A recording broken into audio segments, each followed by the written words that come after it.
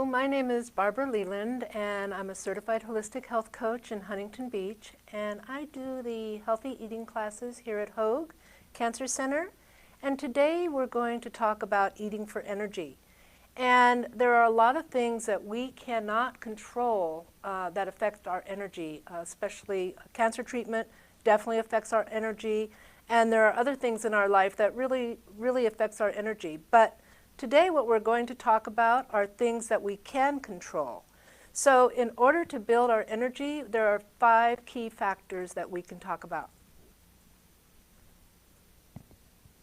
So these factors are, number 1, enough deep sleep. That is the number 1 factor. You cannot eat your way to a rested body. And so how do we get a better night's sleep?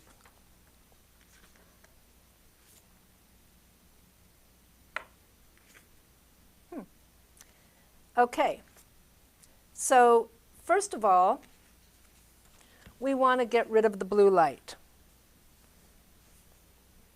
Sorry. We want to power down electronics, and at least an hour before you go to bed. The blue light on your computer, on your tablet, on your phone, all those things, those go into your eyes, into your brain, and affect your sleeping pattern. So there are things that you can do on your phone or your tablet or your computer, actually, that you can download an app, or there are settings where you can actually adjust the blue light, have it come on at a certain time, a filter for your blue light, and that'll help you. Also, we want to limit our alcohol. Alcohol makes us feel sleepy, but it really does impact the quality of your sleep. So even though you are so tired after drinking, I'm sure I'm not alone when you've woken up at 4 o'clock in the morning after a little bit too much to drink and found that you just can't get back to sleep. That's the alcohol talking. You want to hit the snooze button on caffeine. So watch your caffeine intake, especially in the latter part of the day. And that's coffee, but it's also chocolate. And eat a lighter and earlier dinner. You'll sleep much better if your body isn't trying to digest a heavy meal. The meal that you're looking at here is way too heavy. That's really going to affect your sleep pattern. And then turn down the lights in the evening. Your body produces melatonin when the sun goes down. So darkness starts the production of melatonin, and brightness stops it. So not enough melatonin can cause restless and sometimes sleepless nights. You see how the lights are on this house? This is pretty much how we live. We have bright lights on at night because we're so busy, we need to get so much done, but this does affect us. And also, as we age, our bodies produce less melatonin. It could be a factor of forced light for so many years. So try dimmers on your lights and keep your after-dinner atmosphere romantic. Some foods that can contribute to a better night's sleep are tart cherry juice. Tart cherry juice contains high amounts of melatonin, and it also contains magnesium and potassium.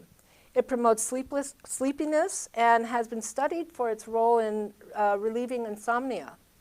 Almonds and walnuts are good sources of melatonin and magnesium. Magnesium maintains healthy levels of certain neurotransmitters. We talked about that last time, that promote sleep and relaxation. The omega-3 fatty acid in the nuts also help increase serotonin production, and we talked about that last time also. So that leads to a better night's sleep. Bananas contain magnesium, again, helpful for sleep. And funny fact, the peels contain tryptophan, and that's the same mineral found in turkey that makes so many sleepy after a Thanksgiving dinner. So if you are interested in trying the banana peel, make sure the bananas are organic. that's very important. Make sure that, that they're very ripe. That'll make the peel thinner and more palatable. And if you're going to do it, probably your best bet is to throw it in a smoothie. Chamomile tea contains an antioxidant that binds to receptors in your brain, and that helps promote sleepiness and reduce insomnia. And if you remember from last time, that also helps to relax you. Okay, so now let's talk about hydration. And the easiest, cheapest, and fastest cure for when you're dragging is water. One of the first signs of dehydration is fatigue. Even a small amount in your hydration level can affect you. There was a recent study from the Tufts University that found that mild dehydration, a loss of just 1 to 2% of body weight as water, was enough to impair your thinking and cause grogginess. Unfortunately, we like immediate gratification. And when we're fatigued, we've been conditioned to reach for a stimulant for a quick pick-me-up. So those things are sugar, energy drinks, or coffee, and those are commonly used to battle tiredness and fatigue, but these are the very things we should avoid if we want enduring energy. They work short-term, but quick energy from stimulants like caffeine and sugar create a biological debt. When you borrow energy from these sources, you get temporary relief. Then the already exhausted body scrambles for energy it doesn't have. So you go into debt as soon as the stimulant wears off. In other words, you crash. The FDA states that you should not consume more than 400 milligrams of caffeine per day, and that adds up really quickly. So for example, a regular coffee, just a standard coffee, 12-ounce cup, is about 100 milligrams. But if you go to Starbucks for that same 12-ounce cup of dark roast coffee, you're going to get about 200 milligrams. And really, if you're having coffee, the darker the roast, this is an aside, the darker the roast, the better, because you're going to avoid acrylamides. Espresso, one shot, is about 65 to 75 milligrams. So that's probably your best bet, is an espresso in the coffee realm. Energy drinks, these are like the energy drinks that are more like sodas. And Red Bull, 8 ounces, is 80 milligrams. Red Line Extreme, 8 ounces, 316 milligrams in one 8-ounce can. Rockstar, don't rush out and get that now. Rockstar, 8 ounces, 120 milligrams. And then energy shots, the little 2-ounce sizers, 10-hour energy, 422 milligrams. 5-hour energy, 200 milligrams. And then Rockstar Energy, 200 milligrams. And by the way, on these energy drinks and these energy shots, it's not just the caffeine that's bad for you in those. It's full of chemicals, full of things that you don't want to have. There are some more natural energy shots, but they are hard to find. Tea, and that varies based on your steeping time, but if you steep it according to the instructions, black tea, 8 ounces, about 45 milligrams. Green tea, 8 ounces, about 30 milligrams. White tea, about 25 milligrams, so that's a nice, gentle caffeine, the white tea. Yerba mate or goyusa, which is very similar to yerba mate, but not smoke roasted, not smoked. That's about 85 milligrams. So that's high. But these teas, especially the yerba mate and the goyusa, they have properties, and the green tea, they have properties in them that are going to actually help your body. They're, and you're not going to get the crash as you do from coffee. So where should we get our energy? We should get our energy from food. And the fuel for our energy comes from food that contains, the proper nourishment. Your body uses food for energy by turning it into blood sugar or glucose. So this explains why we reach for sugar. You get that sugar craving as a quick fix, but remember, this is just a short-term fix, and it's going to drop your blood sugar lower than when you first reached for that candy bar. And carbs are not the devil. Complex carbohydrates, grains, beans, vegetables, and fruits are the easiest to convert into fuel, making them your macronutrient of choice for energy eating. They provide a nice, steady supply of energy and keep your blood sugar level. The key word here is complex carbohydrates, not simple carbohydrates found in sugars, fruit juices, flours, and things like that. Simple carbohydrates go through your bloodstream quickly, spike your blood sugar, and again cause you to crash. So how many complex carbohydrates should we be eating? Well, as with everything, it's really individual.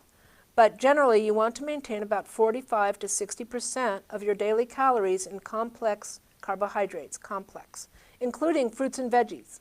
So 20 to 30 in protein and 20 to 30 in fat. And these percentages could change if you're trying to lose or gain weight, but you don't want to skimp on the carbs if you want to keep your energy up and get enough fiber in your diet. And distribute your calories among breakfast, lunch, and dinner, with ideally your dinner being your lighter meal of the three. That's really hard for me. I enjoy sitting down to a nice dinner, but I try. And so of the three, dinner would be your best choice to be lighter. And be careful of fad diets that limit your intake of complex carbohydrates. We know which ones those are, such as whole grains and fruits, because you're going to end up suffering in the long run from that. So, vitamins and minerals. They do not contain or provide energy. That comes from food. But they are essential to help convert the nutrients from the food into fuel for energy. So B vitamins, our B vitamin friend, plays essential roles in releasing energy from the food we eat, and it's not hard to get because they're found in so many different foods. They're found in both animal and plant products, and that's B1, B2, B3, B5, B6, B7. In plant only, B9, or in the highest concentration actually in plant is B9. And then there's B12 is found only in animal products. So some examples of the animal products that have B vitamins are eggs, beef and other meats, including poultry, fish, and dairy products.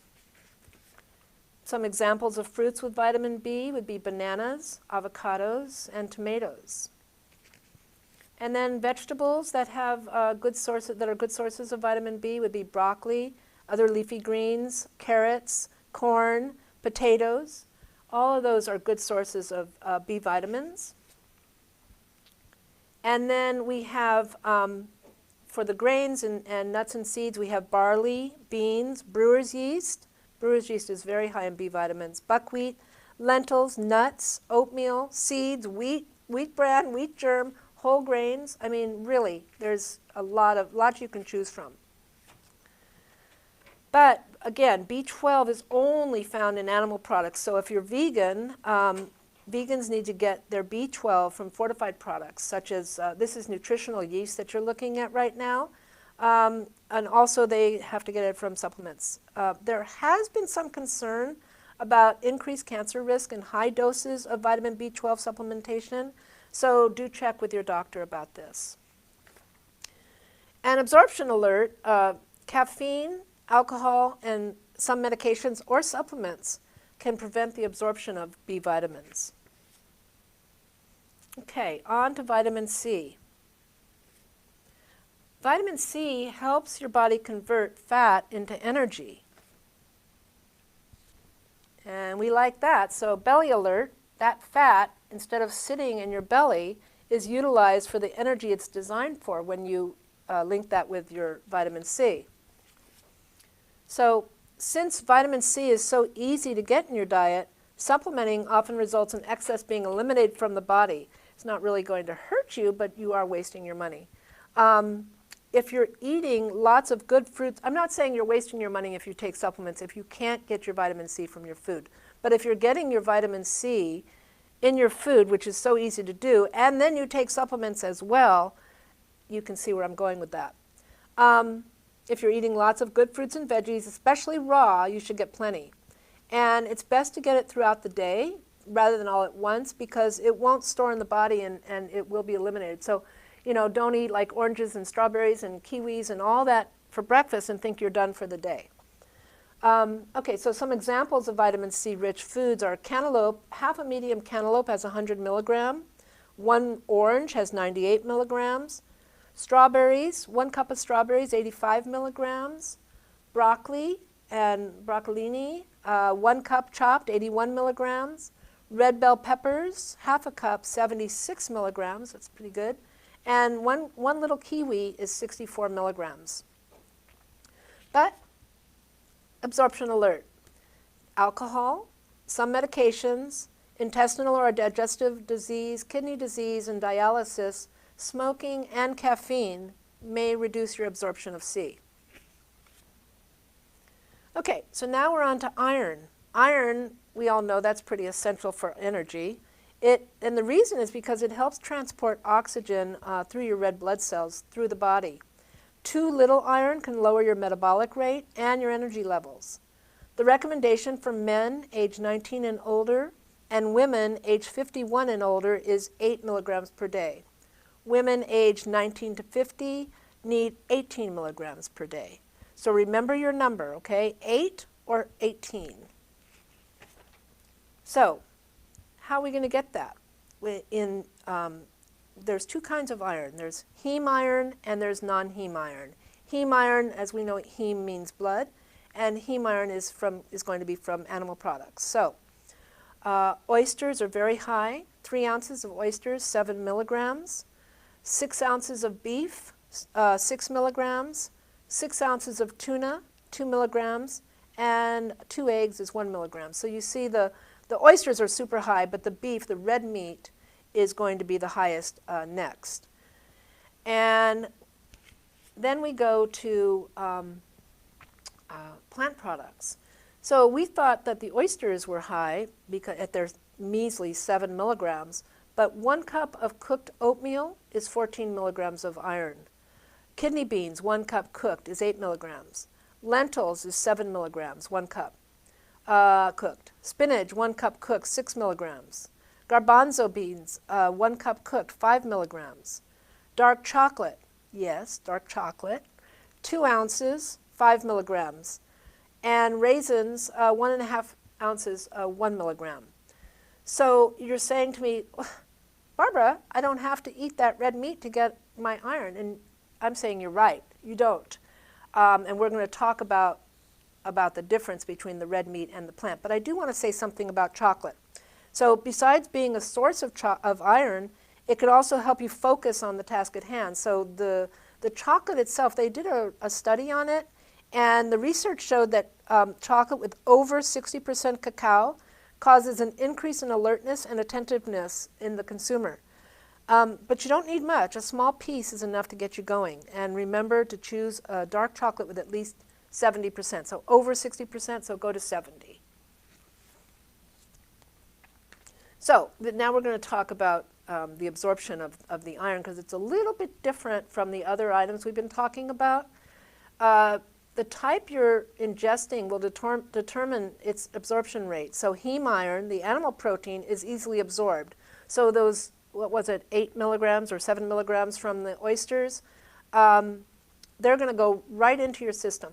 But non-heme iron needs help. So the oatmeal at 14 is not like you're getting 14 milligrams just like that. So the best way to increase your absorption of non-heme iron is to include vitamin C fruits or vegetables. This can increase your absorption by almost 50%. So for example, if you have strawberries with your oatmeal in the morning or have an orange on the side, you can top your fresh spinach salad with sliced bell peppers, red onions, strawberries, or mandarins, and add a citrus vinaigrette. Include melon or pineapple for dessert and add it to salads. So you do need that vitamin C to help the non-heme iron absorb. And what decreases your absorption of iron is tannins found in tea, coffee, and cocoa, but interestingly enough, not red wine. The calcium found in dairy products can also lower your absorption of iron. So what about iron supplements? If you think you're anemic or that you have low iron levels, talk to your doctor before taking iron supplements. Excess iron can be toxic and possibly carcinogenic. Exercise. It's a vicious cycle. You're tired. You don't want to exercise because you're tired. You have less energy because you don't exercise. So you're even more tired and less likely to exercise, and it can drive you crazy. So it's times like these when we need to find that motivation within ourselves. Whatever it takes to get you motivated is what's going to work for you. But I'm going to give you 4 ways that may help you get motivated. Start. So originally I had said just start, but I really hate it when people say just anything, because nothing is just. It's not easy. It's not easy. You push through it, but to get to that motivation, you do have to start. And when something is overwhelming, our brain will play tricks on us by focusing on small, mindless tasks. So push yourself over that hump and get it done. The motivation will follow. Be accountable. Accountability works. If you've promised to do something publicly, you'll most likely do it. Make friends at the gym, have a workout buddy, post it on Facebook, get a health coach. Just let people know what you're doing. And then they might be saying, so how was your workout today? Be accountable. Change up your location. So we can get bored doing the same thing day after day. That can affect your motivation levels also. Is it a beautiful day? So forget about going to the gym. You may want to forget about going to the gym anyway. Grab your tennies and head to the beach or the park. Is it rainy or cold? Put on some music and dance in your living room. Watch some online videos. Just change it up. Change it up, and that'll help you have more motivation so you won't be bored.